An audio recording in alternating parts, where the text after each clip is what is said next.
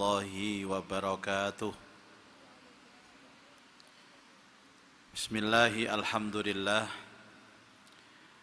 Wassalatu wassalamu ala rasulillah Sayyidina wa maulana Muhammad ibn Abdillah wa ala alihi wa sahbihi wa mawalah wa la hawla wa la quwata illa billah. Subhanaka la ilma lana illa ma 'allamtana innaka antal alimul hakim. Rabbi shrah li sadri wa yassir li amri wahlul 'uqdatam min lisani yafqahu qawli. Wa qala al-musannif rahimahullahu ta'ala wa nafa'ana bihi wa bi ulumihi fid dharain amin ya rabbal alamin. Ma'asyiral muslimin wal muslimat, Bapak Ibu jamaah salat maghrib Masjid Nasional Al-Akbar Surabaya, serta seluruh pemirsa dimanapun berada rahimakumullah.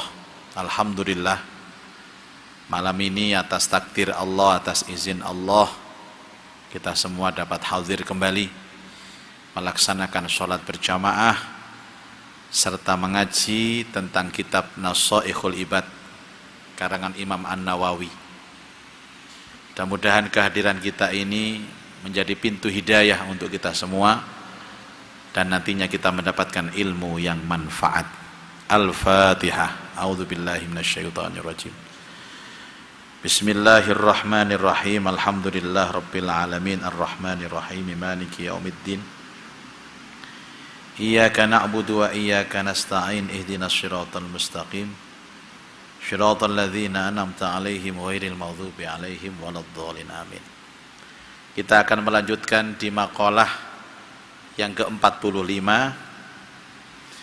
di bab sulasi, bab tentang tiga. Bismillahirrahmanirrahim. Wal maqalatul khamisatu wal arba'un. Adapun maqalah yang ke-45. Basa Jawane utawi maqalah sing 45. Anin Nabi sallallahu alaihi wasallam, dari Nabi sallallahu alaihi wasallam, annahu qol, sesungguhnya Nabi benar-benar telah bersabda, al-mahabbatu, cinta, al-mahabbatu utawi cinta, cinta fillahi ta'ala, kepada Allah ta'ala, cinta kepada Allah ta'ala. Wahia, dan adapun yang disebut dengan cinta kepada Allah, wahia, adapun mahabbah itu adalah anta'budahu, dengan menyembah Allah, dengan mengabdi kepada Allah, dengan menghamba kepada Allah. Boleh saya bertanya Bapak Ibu, saat teman panjenengan niki cinta napa mboten kepada Allah? Halo? Cinta. Saya yakin semua cinta, tapi ukuran cintanya ini beda-beda. Mungkin ada yang 100%, ada yang 50%, ada yang 10%, maaf, bahkan ada yang 2,5%. Koyok ngetokno zakat itu. Saya tidak tahu prosentase cinta panjenengan ini kepada Allah sebatas apa. Tapi bisa kita lihat dari mana? Dari bagaimana kita mengabdi kepada Allah. Sejauh mana kita beribadah kepada Allah, itu menjadi standar kecintaan kita kepada Allah. Ngapunten ini sudah bisa dipahami nggih? Jadi contoh ya Pak, ini kalau ada dua orang sama-sama normal, sama-sama normal. Normal itu maksudnya bukan udzur. Dia datang ke Masjid Al-Akbar untuk melaksanakan sholat maghrib berjamaah. Yang satu datangnya jam 5 karena tahu maghribnya 5:30. Yang satu datangnya 5:30 lebih 5 barengan qomat. Kira-kira kalau menurut rumusnya Rasul ini, siapa di antara keduanya yang lebih mencintai Allah? Jam 5, nggih. Tapi tidak semua orang yang berangkat ke masjid jam 5 niku Cinta Allah mboten. Kadang-kadang berangkat itu leren cangkruan nang warkop nih. Tapi kalau sama-sama normal Bapak Ibu, sama-sama normal, atau sama begini, ada dua orang, yang satu bangun malam, jam 2 dia bangun, sholat lail sampai subuh, yang satu dia tidur, sama-sama normal, bukan orang sakit, bukan orang udzur. Kira-kira menurut standar Nabi dalam hadis ini, siapa yang lebih mencintai Allah? Yang bangun malam.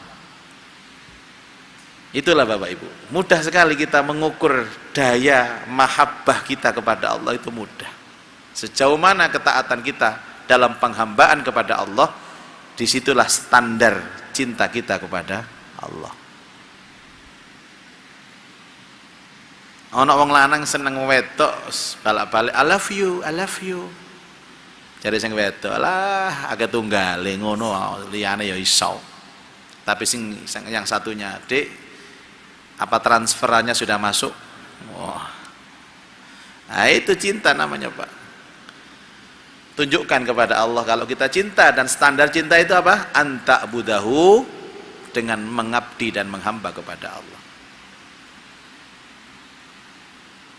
Saya ini kadang-kadang iri, Pak, dengan teman-teman yang secara profesi itu tidak ada kaitan dengan agama. Polisi contohnya, tapi dia bisa menjaga jamaahnya, bisa menjaga sholatnya. Waduh, kalah, siap dan menurut aku.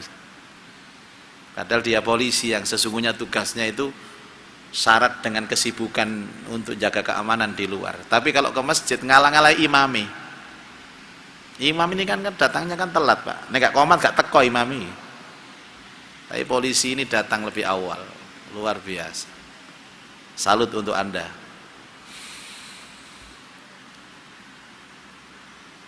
Dan cinta itu apa kata Rasul? Asasul ma'rifati, itu pondasi ma'rifat. Jadi panjenengan tidak usah bertanya, Ustadz, bagaimana saya bisa ma'rifat? Bagaimana saya bisa mahabbah kepada Allah? Jawabannya ada di diri Anda sendiri. Ya ibadah kalau sampean iki jawabannya, Pak. Lah ono wong kepingin makrifat, kepingin mahabbah, dalam 1 bulan itu loh, nggak pernah bangun malam, Pak, nggak pernah tahajud misalkan, pernah sekali tok bangun malam tapi nggak tahajud, nguyut tok terus turu maneh. Bagaimana dia makrifat? Sama ojo ngomong makrifat, jangan bicara cinta kepada Allah kalau tidak ibadah. Kan ada model orang itu kalau kepingin ini, kepingin itu, kepingin makrifat tapi tak delok potongannya, gak seneng ibadah, wis malas jawab aku. Malas jawab. Orang yang bertanya tentang makrifat ke Allah, tentang mahabbah kepada Allah itu orang yang benar-benar tekun di dalam beribadah. Siapapun itu Bapak Ibu, nggak akan ketemu, nggak akan berjumpa sama Allah. Saya tadi barusan ada pengajian Bapak Ibu di salah satu pejabat di Surabaya ini yang baru datang haji. Yang baru datang haji, dan dia bercerita tentang, karena pejabat nih Pak, pejabat niki haji ini haji VVIP, bayari larang, nggak lama-lama. Jadi ini bayari wong siji niku 500 juta, budal sak bojone sak M, cuma 17 hari. Terus dia tanya kepada saya, Pak Ustadz, apa tandanya haji mabrur itu? Apakah kalau hajinya itu bayarnya mahar dijamin mabrur? Iku lak kon sing ngomong apa? Ndak bisa. Langsung saya kak. Saya tahu haji yang dipraktekkan oleh Rasulullah itu kan haji yang sengsara. Tak kandani sampean. Coba lihat bagaimana Rasulullah berangkat haji sampai pulang haji itu isine sorotok. Jadi kalau haji enak-enakan, ngapunten sing kathah. Ojo Arab-Arab haji mabrur. Justru haji itu yang dinilai Allah sengsaranya, Pak. Wukuf. Makanya orang luar negeri itu tidak ada yang mau wukuf dalam tenda, itu tidak ada. Coba lihat videonya. Orang-orang luar negeri itu wukuf di bawah kolong langit, Pak, nyontoh Nabi. Dimana kita tahu tahun ini Arafah itu sampai 50 derajat panasnya. Mereka naik ke gunung-gunung berdoa kepada Allah, gak ngurus panas. Semakin mengingat Rasulullah, semakin semangat mereka untuk wukuf di luar. Gak ada Indonesia yang berani wukuf di luar tenda, Pak. Semaput kabeh temen ya. Kok dia menceritakan tentang bagaimana apa supaya saya senang? Tidak. Sorone itu, Pak, yang jadi kalau ibadah itu sudah soro, yaitu ibadah tandanya diterima sama Allah. Walaupun tidak semua ibadah soro diterima.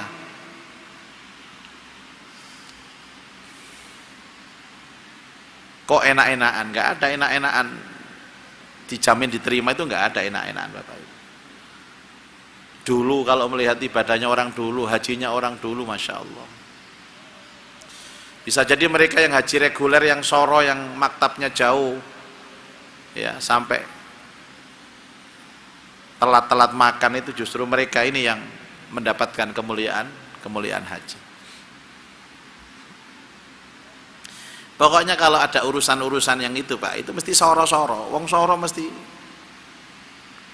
Jadi ngapunten nggih, Pak, nggih. Panjenengan ketika kepanasan, perutnya lapar, sengsara, itu pasti ketemu Allah di situ. Tidak ada orang enak-enakan ketemu Allah, itu tidak ada ceritanya. Mana rumus jenengan tidur di kasur yang empuk, ber-AC, di sampingnya ada istri yang semelohe, mau ingat Allah, mustahil. Tapi sampean Masya Allah tidur kamari sumuk, kepanas, kau nak bojone, wis utangnya akeh, wis soro kabeh. Ingat, jadi Allah itu hanya bisa ditemui pada saat hatinya itu sengsara, di titik nol namanya, Pak. Nah saya sama nih nyekel duit akeh, omaya apik, mobil mewah, nggak bisa ketemu Allah, Pak. Nggak bisa ketemu Allah. Allah itu hanya bisa ditemui kalau perut lapar, hati yang penuh dengan ujian, baru ketemu Allah. Ya kayak haji reguler itu. Ya bukan saya kemudian meremehkan haji plus, enggak. Haji plus pun kalau disetting baik ya baik. Tapi kan ada orang memanfaatkan seolah-olah dia itu uangnya banyak, aku iso haji langsung berangkat oleh fasilitas hotel bintang 5. Memang bintang 5 itu menjamin hajimu mabrur, enggak. Justru orang yang nangis-nangis kelaparan, orang yang nangis-nangis kepanasan, ini jauh lebih dekat dia daripada kita yang enak-enakan begini. Ya segini aja, Pak. Orang sana, orang Gaza, orang Rafah sekarang, yang lagi diuji sama Allah, itu kalau sudah doa, obul, Pak. Karena mereka berada di titik yang tidak berdaya. Sementara awak-awak ini bendina mangan enak, turune ya enak, wis ndonga wis angel, kobol iku angel. Paling nyantol nang langit lho gurmane sampean. Nah, kula gak ngremeno donga sampean, enggak termasuk donga kula. Makanya doanya orang mustad'afin itu diijabah. Doanya orang-orang tertindas itu diijabah. Doanya orang-orang terzolimi itu, doanya orang-orang yang hidupnya sengsara diijabah. Nek dongane wong sing enak-enak uripe iki wis angel, Pak. Angel. Makanya orang-orang yang dikasih kelebihan Allah rizki, coba kita lihat. Ada tetangga, ada saudara yang tidak mampu, saya membahagiakan. Terus minta doanya, dongakno aku, Pak, dongakno aku. Orang yang apa? Dalam keadaan teraniaya itu tembus, Pak, aras. Dulu saya waktu di pondok itu kan bagian corong. Dulu kan sering paceklik, Pak. Sama Pak Kiai Muzaki, kamu coba datangi warga masyarakat. Kamu woro-woro. Nanti kita sholat istisqa. Jadi sholat istisqa itu sholat minta hujan yang dilaksanakan di tengah panas. Gak ono sholat istisqa bengi-bengi sholat istisqa iki. Salah sampean, keliru. Iki gerhana bulan nek ngene iki. Ono sholat istisqa mari magrib iku lho. Melok madhabe sapa iku? Sudah. Terus pesannya kiai saya apa? Tolong diajak anak kecil, diajak ke lapangan. Yang punya piaraan, pitik, kucing, dijak kabeh, wedhus, sapi, digawa kabeh nang lapangan. Terus saya itu datang ke tempat salah satu rumah Bapak Ibu. Wong niki senengane adu ayam. Sabung ayam niku lho. Dia sudah viral di masyarakat kalau orang ini memang seneng adu-adu ayam. Terus saya bilang, "Pak, nanti pesannya Pak Kiai, Bapak disuruh ke lapangan." "Ono apa?" "Ono apa, Dik?" "Dijak sholat minta hujan." "Loh, iso ta udan dijaluk lewat sholat?" "Saged." Terus sampean dikengken nggawa ayame pisan. "Lho, nggawa ayam? Apa hubungannya?" "Wis talak sama nurut. Soalnya iki nek adik paceklik engko termasuk piaraan sampean iso mati lho karena banyu lho." "Ngono ya?" "Iya. Tapi aku gak melok sholat gak apa-apa. Tapi aku tetap nang lapangan nggawa pitik. Sing ya pitik gawe adu-aduan iki tak gawahi pisan. Tapi aku gak sholat yo. Aku gak iso sholat. Wis sak karepmu pokoke nang lapangan." Karena pesannya yai itu pokoknya melok gak melok sholat budal nang lapangan. Sudah. Namanya kiai Pak yang doa. "Ya Allah, aghithna anzil alaina minas sama'i ma'an madrara." Udan deres Bapak Ibu. Sekali doa itu udan deres.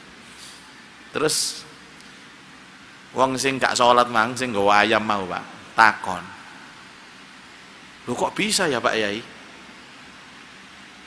Sholat doa itu langsung udan. Kok bisa ya?" Yai jawab, "Ya karena ini kita memohon kepada Allah dan diamini oleh hewan-hewan yang sampean bawa ini." "Lu masa hewan itu doanya?" "Ya karena ada hewan yang teraniaya sekarang." "Apa?" "Ya jagomu iki teraniaya. Makanya gara-gara jagomu iku udan deres." Dia langsung mulai ngono ae. Meso-meso.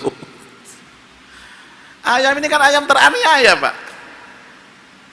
Lu ayam teraniaya itu kalau sudah berdoa itu kabul sama Allah. Kira-kira kamu mulai meso-meso. Kon teraniaya ta kon?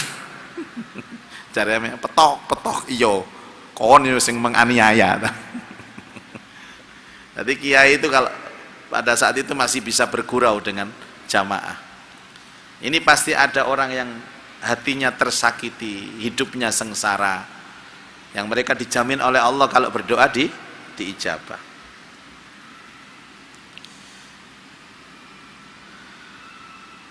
Fa inna lis-sufiyati, maka sesungguhnya bagi orang-orang yang membersihkan hati.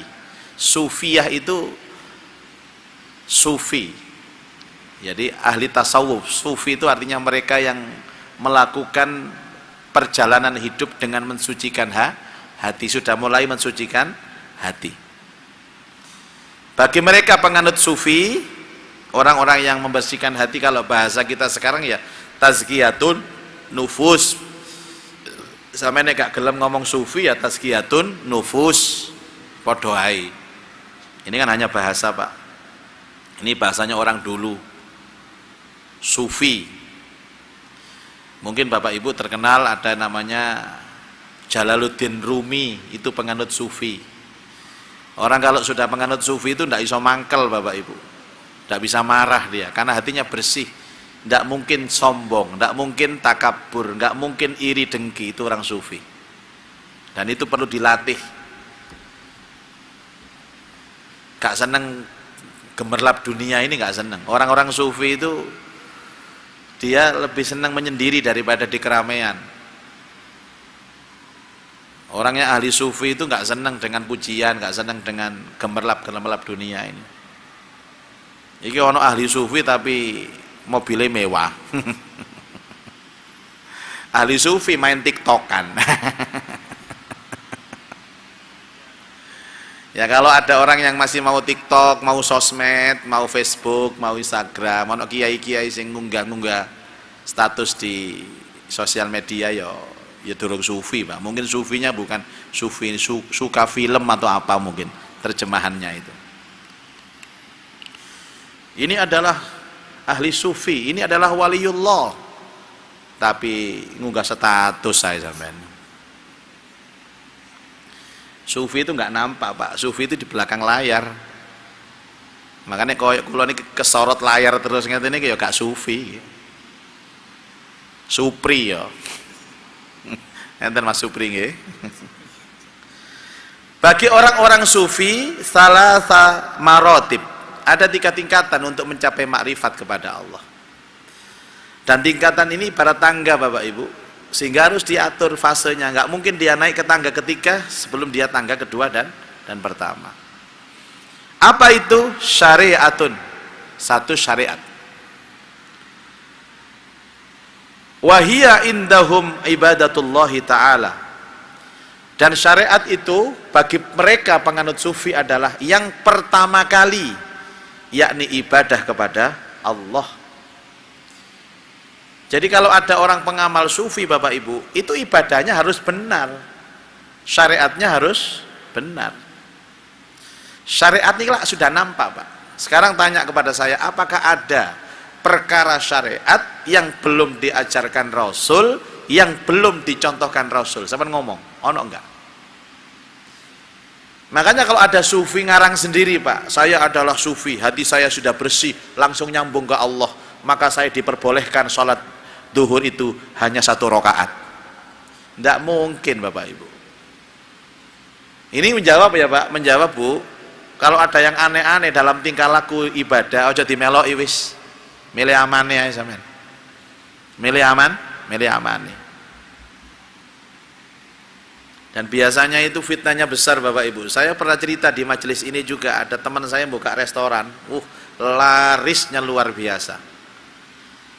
Ternyata dia baru saja dari kiai, ngakunya kiai, yang oleh kiai itu dikasih syarat atau ijazah. Saya kepingin warungnya laris, sholatnya dijaga ya. Kan koyo-koyo api Pak, sholatnya dijaga ya, tapi khusus hanya maghrib saja.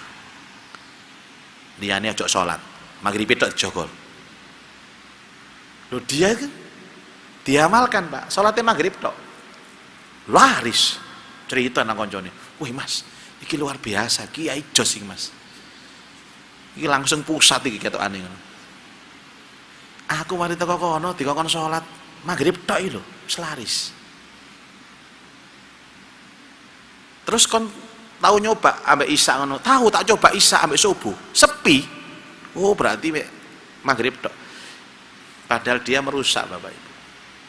Karena syariat sudah menentukan sholat itu 5 waktu. Lah kok ada orang menentukan sholat 1 waktu, berarti ini fitnah agama ini, pasti fitnah agama. Itu 1. 2, ada saudara kami itu sakit Bapak Ibu, sakitnya aneh. Akhirnya dia datang ke seorang yang dipanggil orang pinter. Itu sama, ibu kalau kepingin sembuh harus sholatnya dijaga, tapi mulai besok sholatnya nggak boleh menghadap ke arah kiblat, harus ke arah selatan. Dia, wah, saya disembuhkan oleh seorang kiai yang memang memberikan saya saran untuk sholatnya dijaga, tapi harus menghadap ke selatan. Sembuh-sembuh. Ini kan menyalahi syariat Pak. Makanya tidak ada orang mengaku makrifat, mengaku dia itu ahli sufi, kalau bukan syariatnya itu lurus sesuai dengan ajaran Rasulullah. Maka saya tanya kepada panjenengan, ada enggak ibadah ini yang belum diajarkan Nabi? Kaono.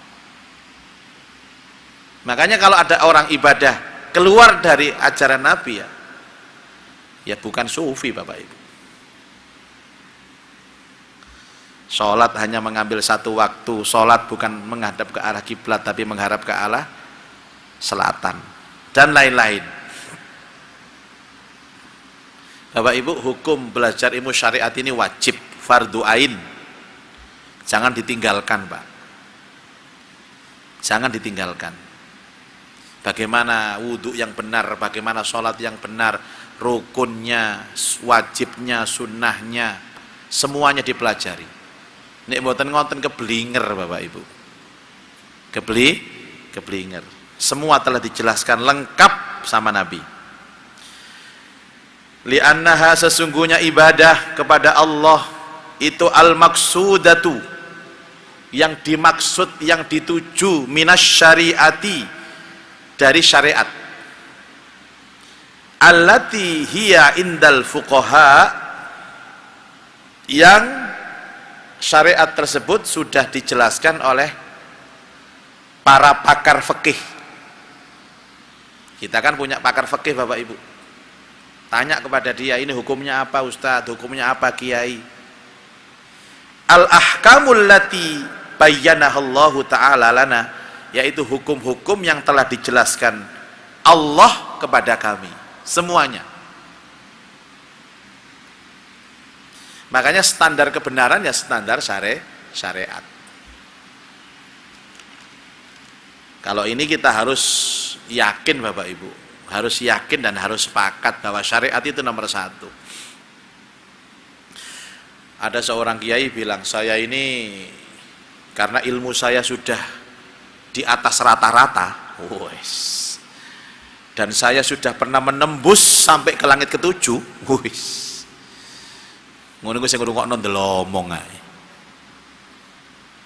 Maka saya sudah tidak diwajibkan lagi untuk melaksanakan sholat. Sholat itu diwajibkan hanya untuk kalian saja yang ilmunya pendek rendah-rendah ini, tapi untuk saya sudah dibebaskan. Ngoten niku ya ana sing percaya, Pak. Ana sing melok ya. Itu fitnah agama. Padahal kalau saya menyekel dawuhnya Rasulullah, tidak ada orang bisa mencapai tingkat mahabbah dan ma'rifat kepada Allah kecuali syariatnya matang, syariatnya mumpuni, dan tidak mungkin nulayani syariat. Tidak ada orang ceritanya makrifat terus nggak sholat, itu nggak ada ceritanya Bapak Ibu. Panjenengan kalau bicara agama itu yang paling sempurna siapa Bapak Ibu? Ya Nabi Muhammad, gitu. Yang kedua siapa? Ya sahabat. Yang ketiga siapa? Tabiin. Itu kan begitu tingkatan agamanya. Lah ini wali, tapi wali gak jelas. Iki wali opo iki? Jadi ini waliullah, jebuse wali-wali daya. Ya warhamhuma.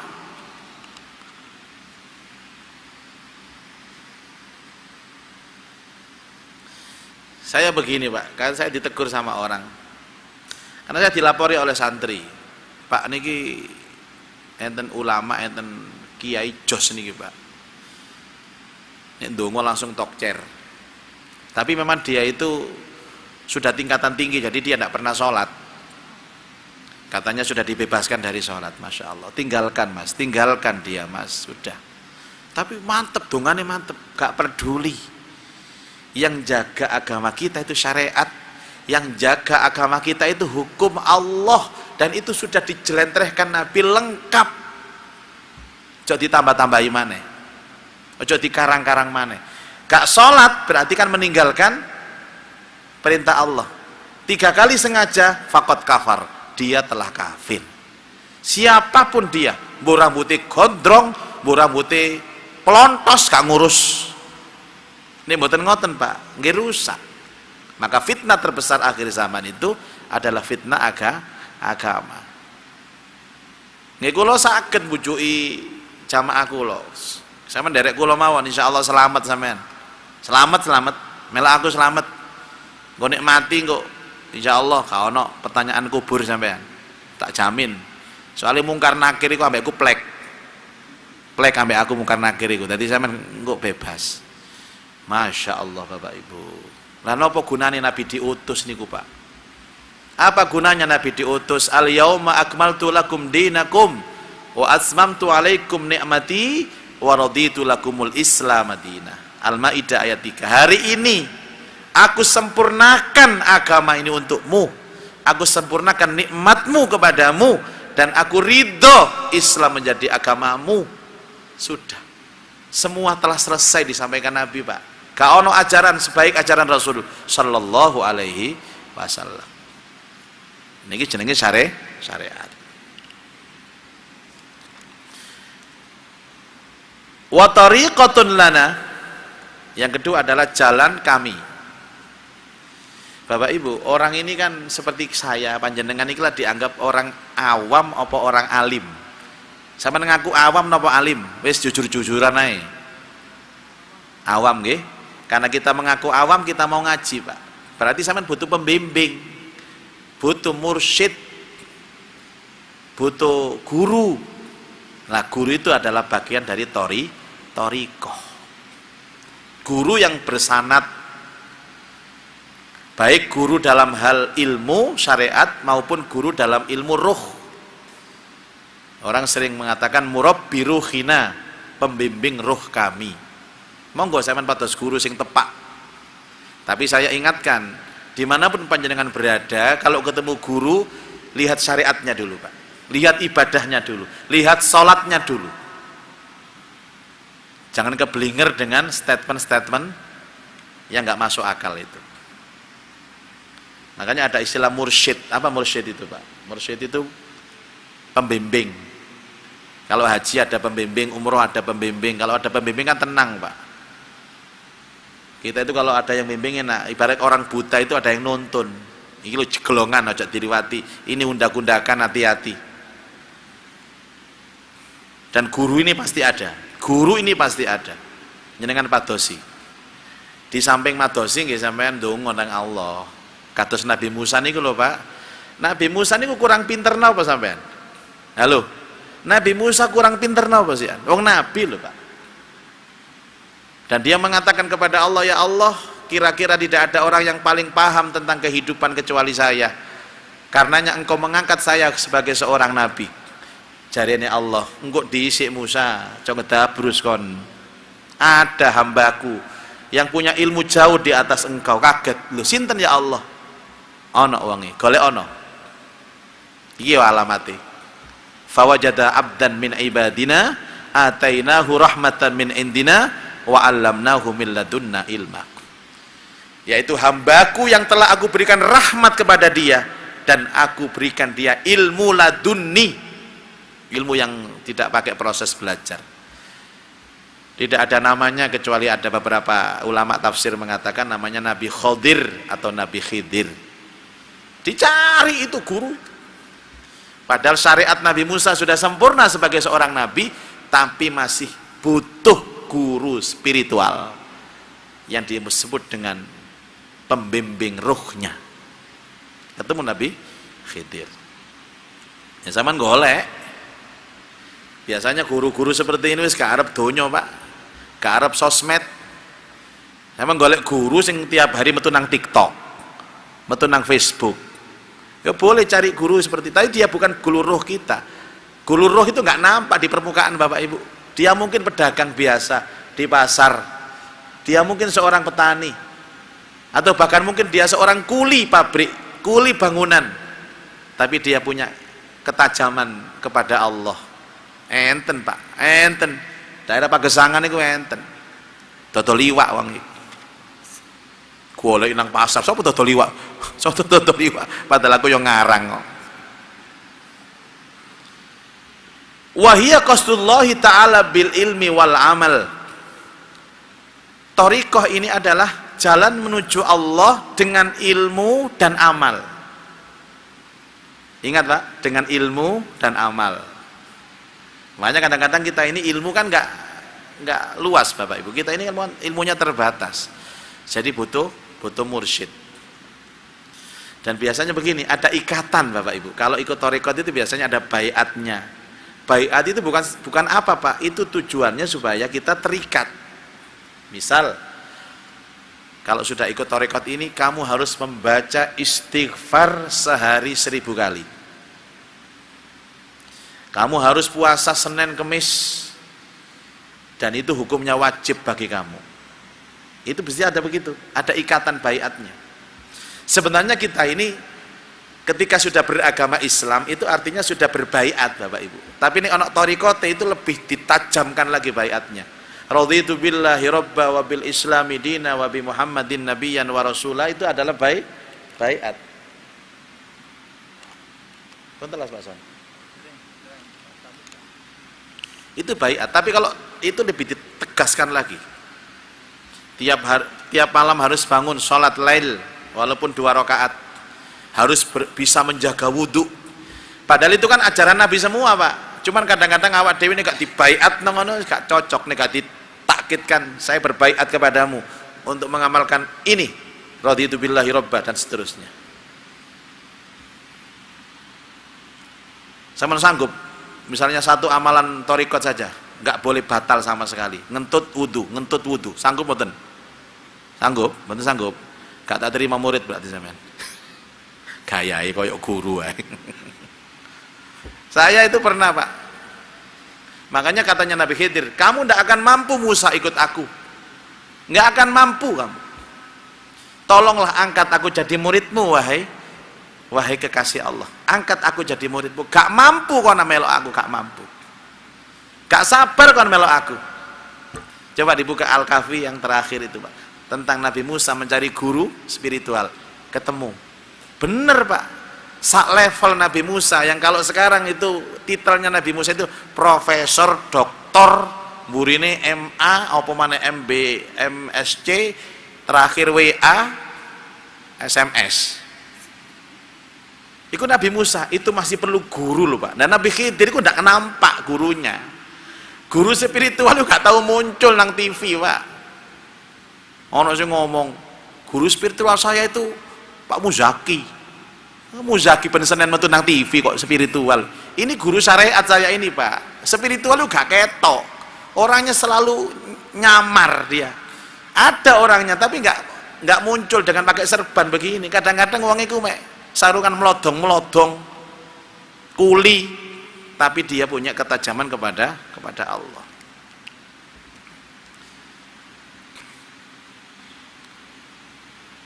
Al ilmu bi bawatinil umur wahiyya samruha. Ilmunya itu sudah di dalam urusan perkara-perkara yang mendalam itu, Bapak Ibu. Ini yang pertama tadi, mahabbah, ya, cinta. Wal iffah, menjaga diri. Iffah itu kan dia tidak pernah merasa butuh kepada orang, Pak. Ngapunten. Masih gak duit-duit. Saya lebih bertahan kelaparan daripada minta-minta kepada orang. Ada orang seperti ini, ada. Gak ngatok-ngatok nang sopo-sopo. Kok kan ono wong model kepingin ono ngatok merono. Dia nggak punya harga diri. Bener wong isoge, tapi nggak punya harga diri. Tapi ada orang melarat, tapi gak gelem ngatok nang sopo-sopo. Lebih baik aku mati kelaparan gak popo. Aku hanya Allah. Jadi semakin kita punya prinsip iffah seperti ini, semakin mulia hidup kita. Dan iffah ini persyaratan orang menuju ma'rifat. Ai al-ibtina'u anis su'ali minal khalqi, mencegah dirinya untuk minta-minta kepada makhluk. Karena ten model wong niku nek kepethuk ana pejabat iki siap jawane supaya oleh cipratan tender atau apa, siap. Nanti datang pejabat ini siap, apalagi ana pemilu, calonnya akeh. Calon wali kota, calon bupati, kono yo, siap. Tidak punya harga diri orang seperti ini, Bapak. Kalau orang punya prinsip, aku aluk gak mangan timbang melok kono aku hanya bersandar kepada Allah. Ini ngomongnya gampang loh, Pak. Prakteknya yang berat. Alamatul yakin, dan itulah alamatnya keyakinan. Wa huwa itiqadu annallaha ta'ala qadirun, dia yakin seyakin-yakinnya di dalam hati bahwa Allah Maha berkuasa ala kulli syai', atas segala sesuatu, war-razzaq kullu hayawan, dan Allah itu memberikan rizki kepada semua makhluk hidup. Jadi dia yakin, masih kamu mbok tinggal aku urip, masih aku gak kumpul kon aku urip, sebab ono Allah, kan gitu, Pak. Masih dikucilkan siapapun, saya tetap hidup. Wa anna rizqa la yasilu ilaihi illa bisukillahi ta'ala ilaih. Masih aku gak mbok kei apa-apa, aku tetap urip, tetap mangan, karena yang maha memberi rizki dan yang maha memberi kehidupan adalah Allah. Ini masih 3, Pak, ya. Pertama adalah mahabbah, yang kedua adalah iffah, yang ketiga adalah alamatul yakin. Masih ada beberapa ini, ada 3 lagi tentang jalan menuju makrifat. Insya Allah akan kita lanjutkan dalam kesempatan yang akan datang. Ini sekiranya ada dialog, tapi waktunya sudah sangat mepet, tinggal 1 menit saja. Saya kira tidak ada nggih. Sabar nggih. Insyaallah. Nek sabar kok bisa makrifat sampean. Nek gak sabar ya gak makrifat. Terima kasih Bapak Ibu. Mari kita tutup dengan doa. Allahumma shalli ala sayyidina Muhammad wa alihi wa sahbihi ajma'in. Allahumma anfa'na bima 'allamtana wa 'allimna ma yanfa'una wa zidna ilman nafi'a. Allahumma rzuqna fahman nabiyyin wa hifdzal mursalin wa ilhamal malaikatil muqarrabin. Rabbana atina fid dunya hasanah wa fil akhirati hasanah wa qina adzabannar. Wa sallallahu ala sayyidina Muhammad wa alihi wa sahbihi ajma'in. Alhamdulillah rabbil alamin. Subhanakallahumma wa bihamdika asyhadu an la ilaha illa anta astaghfiruka wa atubu ilaik. Assalamualaikum warahmatullahi wabarakatuh.